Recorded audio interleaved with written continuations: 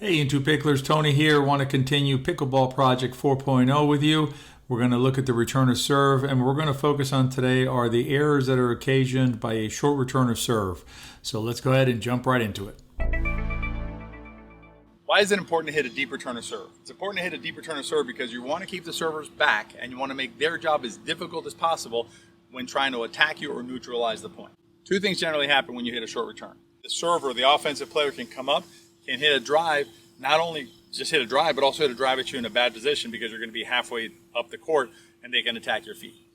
Let's see how these errors manifest themselves in gameplay. Today we're going to be looking at a Nationals Pickleball 55 Plus 5.0 gold medal match.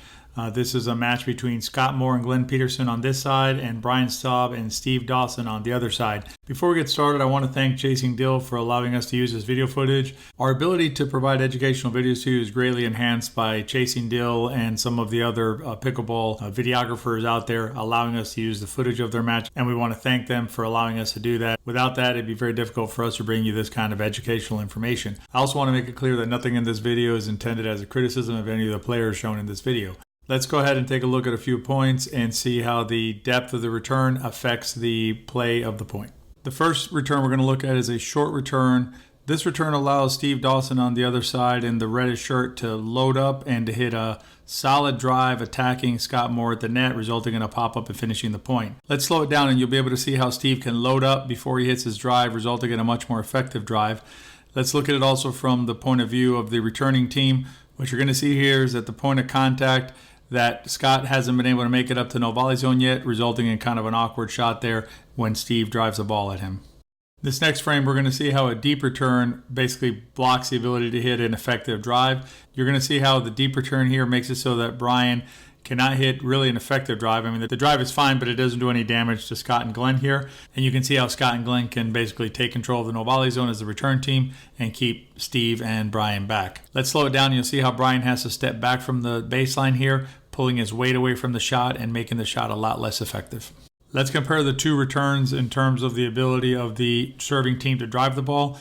On the left, you'll see in the short return how Steve can load up and hit that short return. And on the right, you'll see how Brian has to back off of the line and can't really load up. And then you'll see it again here at the point of contact. You're going to be able to see how Steve is basically driving his weight or transferring his weight into the drive ball. And then you'll see how Brian cannot effectively transfer his weight into the drive, making his drive less effective. Let's look at the deep return from the vantage point of the returner and see how Glen is able to move up to the no volley zone line as Brian hits his ball and put himself in a better position than in the prior point. We'll show it to you again on the split screen here. At the time of the ball bounce, you can see how Scott is basically still back almost at the baseline at the time that the ball bounces. Whereas on the other one, on the right side, you'll see on the deep return, you'll see how Glen is almost up at the no volley zone. The reason I'm focusing on Scott in one and Glen in the other is because in both of these situations, that was the returner who was back. In other words, not the returner who was already up at the no volley zone or waiting to slide in a stack. It's the returner who is back and has to move in. That's why it's a different person in each one. And then in the next slide, you'll see how basically at the time of the drive, so the time that the ball is being made contact with, you can see that Scott still hasn't made it up to the no volley zone. He's roughly in the same position Glen was in the prior slide at the time the ball bounced. And Glen is essentially on the right here. Glen is essentially up at the no volley zone at the time the ball is hit. So you can see as a return team, you have a much better opportunity to get up to the no volley zone and take control of the no volley zone if you execute a deep return. The second thing that can happen if you hit a short return to serve is a third shot. But what you're doing is you're giving the server an easier third shot to hit. By allowing the serve team to move up and hit a third shot from the mid-court or from the transition zone, what you're doing is you're giving them a higher chance of getting up to the no volley zone line and putting pressure on you and potentially winning the point. Let's again take a look at a couple of points to get the idea here. So what you're going to see in the first point, you're going to see a short return. And you'll see how Scott can come forward, keep his paddle in front, his weight's coming forward. It's just a nicer shot for him to execute a third shot from the short return. On the long return, what you'll see is you see Scott has to actually go backwards to hit the shot, so his weight transfer is going backwards.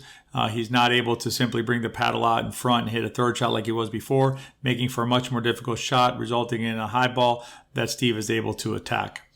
Let's look at it again in a side-by-side. What you're going to see here is on the short return that Scott is able to move up and step into the third shot, and on the long return he can't do that, resulting in a more difficult third shot. The key here is you want to hit a deep return and make it harder on the serving team to execute their third shot. Let's look at it from the vantage point of the return team.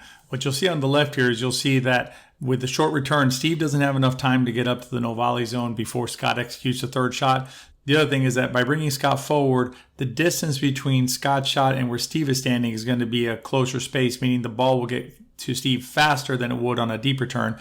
When you look on the right, you can see that Brian is virtually up at the no volley zone, or almost at the no volley zone, at the time that Scott executes his shot. And he will also have more time before the ball gets there because Scott is further back at the time he executes a shot. So executing a deep shot is super important, not just to keep the server back, but also to make sure that you have time to get to the no volley zone. Another advantage of a deep return is that you'll keep the server who's hitting the ball back, and it'll take them longer to get to the no volley zone line. In other words, you're robbing time away from them. If you hit a short return, that allows the server then to basically move up, hit the ball, and keep on moving up to the no volley zone line, getting there potentially even before you hit the next ball. Let's look at the impact on the serving team from a short and deep return.